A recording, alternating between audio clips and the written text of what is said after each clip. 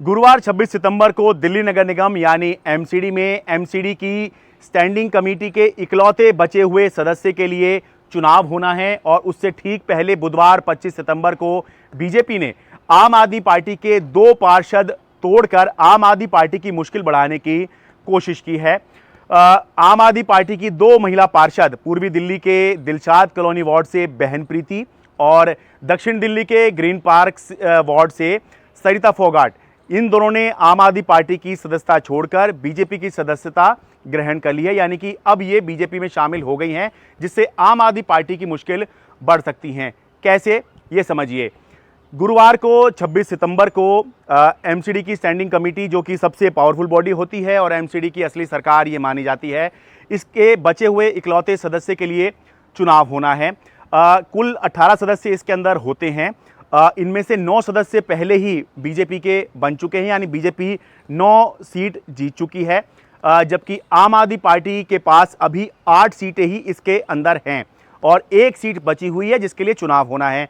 अब ये इकलौती सीट जो है ये आम आदमी पार्टी के लिए जीतना इसलिए ज़रूरी है कि अगर आम आदमी पार्टी ये सीट जीत जाती है तो वो बीजेपी के साथ उसके जो सदस्यों की संख्या 9-9 हो जाएगी और फिर स्टैंडिंग कमेटी में दोनों ही बराबर हो जाएंगे। स्टैंडिंग कमेटी में दोनों की जो सहमति होगी बीजेपी और आम आदमी पार्टी के मेंबर्स की, उस हिसाब से आगे की एमसीडी की सरकार चलेगी। लेकिन अगर बीजेपी ये इस इकलौते सदस्य का जो चुनाव है जीत जाती है तो बीजेपी की सदस्य जो संख्या है वो अभी 9 है, तो वो बढ़कर हो जाएगी 10। अगर आम आदमी पार्टी जीतती है तो आम आदमी पार्टी 8 से सिर्फ 9 तक पहुंचेगी, यानी कि वो बीजेपी के सिर्फ बराबर आ पाएगी। लेकिन अगर बीजेपी जीत जाती है इस एक मेंबर का चुनाव, बचे हुए मेंबर का चुनाव, तो बीजेपी की सदस्य की संख्या जो है 9 से बढ़कर 10 हो जाएगी और एमसीडी की स्टैंडिंग कमेटी में उसकी सरकार बन जाएगी। यानी कि चुनाव अगर ऐसा हो जाता है तो ये होगा कि असली जो चुनाव था, जो जनता ने वोटिंग करके जिताया, उसमें आम आदमी पार्टी जीती।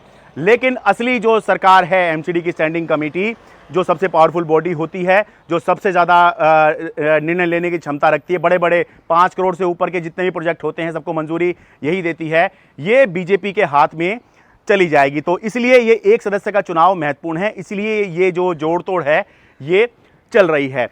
अब समझिए कि ये जो जोड़ तोड़ है इसमें संख्या बल किसके पास है। ये जो वोट एक सदस्य का चुनाव होना है ये सदन में होना है। सदन के अंदर कुल 250 सदस्य हैं, 1 सीट खाली है, यानी कि जो टोटल हाउस की स्ट्रेंथ है वो है 249।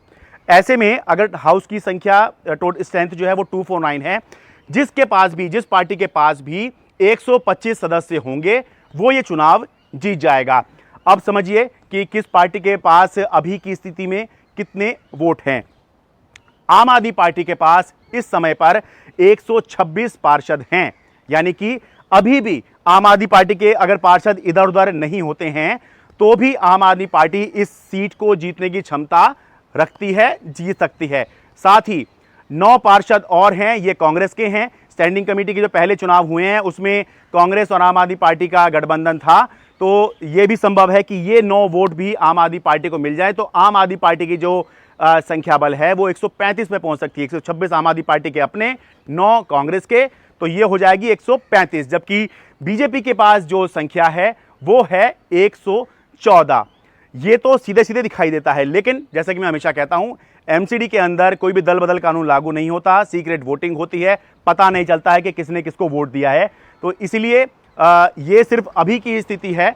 कौन किधर जाएगा, क्या आम आदमी पार्टी वाले बीजेपी के पार्षद तोड़ने की क्षमता रखते हैं परोक्ष रूप से, यानी कि पता न लगे कि किसने किसको वोट दे दिया, या बीजेपी ने जिस तरह से ओपन में 2 पार्षद आम आदमी पार्टी के तोड़ लिए, क्या परोक्ष रूप से, यानी कि जब पता ना लगे और वोटिंग जो है वो आम आदमी पार्टी वाले बीजेपी को कर दें, ऐसी कोई स्थिति बीजेपी बना सकती है। ये हमें तब पता चलेगा जब चुनाव होंगे। लेकिन अभी के हिसाब से 2 पार्षद तोड़ने के बाद भी जो संख्या बल है वो आम आदमी पार्टी के पक्ष में दिखाई दे रहा है। लेकिन फिर भी आम आदमी पार्टी के लिए जो ये चुनौती है ये आसान नहीं है, क्योंकि पहले तो उसको ये चुनाव जीतना है, 90 सदस्य का चुनाव जीतना है, और उसके बाद फिर जब टाई हो जाएगा स्टैंडिंग कमेटी में तो लकी ड्रॉ से फैसला होगा कि कौन बनेगा एमसीडी स्टैंडिंग कमेटी का चेयरमैन, कौन बनेगा डिप्टी चेयरमैन।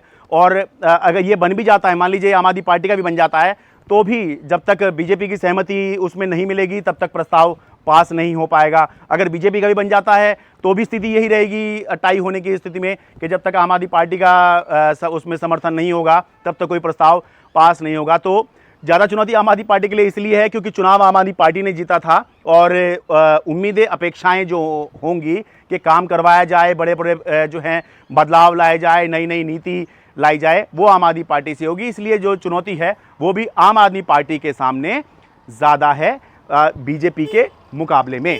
दिल्ली से मैं शरद शर्मा, एनडीटीवी मीडिया।